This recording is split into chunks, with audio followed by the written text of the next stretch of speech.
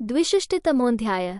राजा नल की चिंता और दमयंती को अकेली सोती छोड़कर उनका अन्यत्र प्रस्थान। नल ने कहा, प्रिय, इसमें संदेह नहीं कि विदर्भ राज्य जैसे तुम्हारे पिता का है वैसे मेरा भी है, तथापि आपत्ति में पड़ा हुआ मैं किसी तरह वहां नहीं जाऊंगा। एक दिन मैं भी समृद्धिशाली राजा था। उस अवस्था में वहां जाकर मैंने तुम्हारे हर्ष को बढ़ाया था और आज उस राज्य से वंचित होकर केवल तुम्हारे शोक की वृद्धि कर रहा हूं। ऐसी दशा में वहां कैसे जाऊंगा। 2 बृहदश्व मुनि कहते हैं, राजन, आधे वस्त्र से ढकी हुई कल्याणमयी दमयंती से बार बार ऐसा कहकर राजा नल ने उसे सांत्वना दी, क्योंकि वे दोनों एक ही वस्त्र से अपने अंगों को ढककर इधर उधर घूम रहे थे।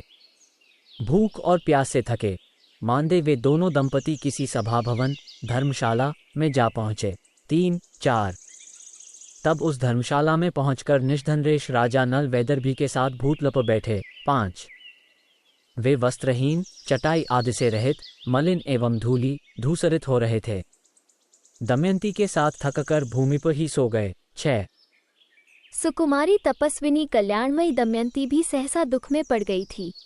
वहां आने पर उसे भी निद्रा ने घेर लिया। 7 राजन, राजा नल का चित्त शोक से मथा जा रहा था।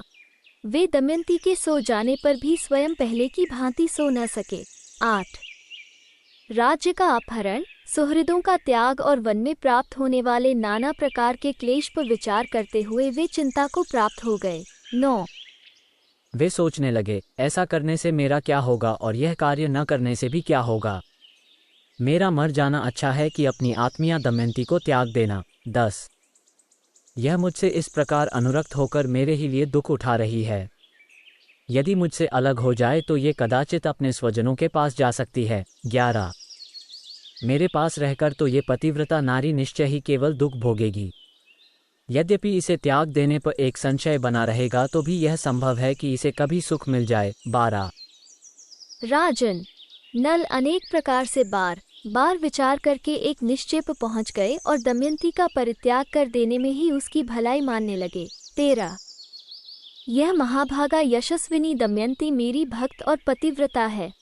पातिव्रत तेज के कारण मार्ग में कोई इसका सतीत्व नष्ट नहीं कर सकता। 14 ऐसा सोचकर उनकी बुद्धि दमयंती को अपने साथ रखने के विचार से निवृत्त हो गई, बल्कि दुष्ट स्वभाव वाले कलयुग से प्रभावित होने के कारण दमयंती को त्याग देने में ही उनकी बुद्धि प्रवृत्त हुई।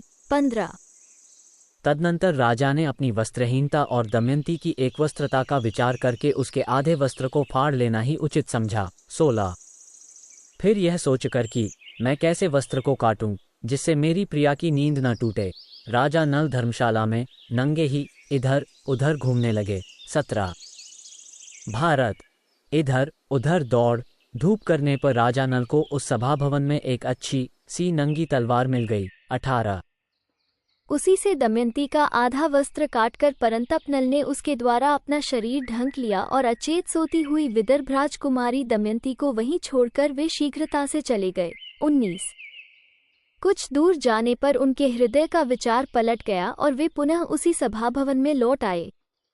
वहां उस समय दमयंती को देखकर निष्ठनरेश नल फूट कर रोने लगे। 20 वे विलाप करते हुए कहने लगे, पहले जिस मेरी प्रियतमा दमयंती को वायु तथा सूर्य देवता भी नहीं देख पाते थे, वही आज इस धर्मशाला में भूमि पर अनाथ की भांति सो रही है। 21 यह मनोहर हास्य वाली सुंदरी वस्त्र के आधे टुकड़े से लिपटी हुई सो रही है। जब इसकी नींद खुलेगी तब पगली सी होकर न जाने ये कैसी दशा को पहुंच जाएगी। 22 ये भयंकर वन हिंसक पशुओं और सर्पों से भरा है।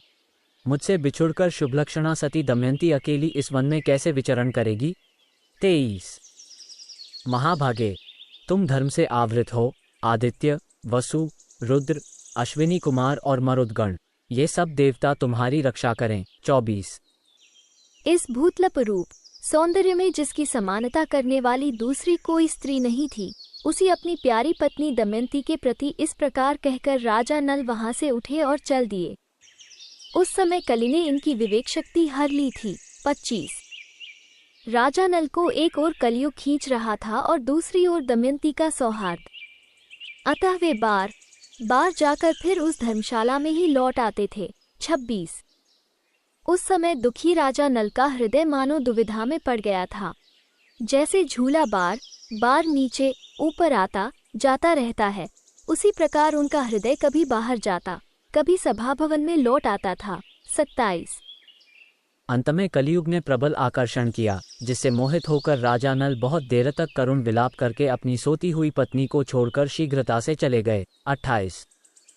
कलयुग के स्पर्श से उनकी बुद्धि भ्रष्ट हो गई थी, अतः वे अत्यंत दुखी हो विभिन्न बातों का विचार करते हुए उस सूने वन में अपनी पत्नी को अकेली छोड़कर चल दिए। 29। इति श्री महाभारते वनपर्वणि नलोपाख्यान पर्वणि दमयंती परित्यागे द्विषष्टितमोऽध्यायः। 62। इस प्रकार श्री महाभारत वनपर्व के अंतर्गत नलोपाख्यान पर्व में दमयंती परित्याग विषयक 62वां अध्याय पूरा हुआ। 62।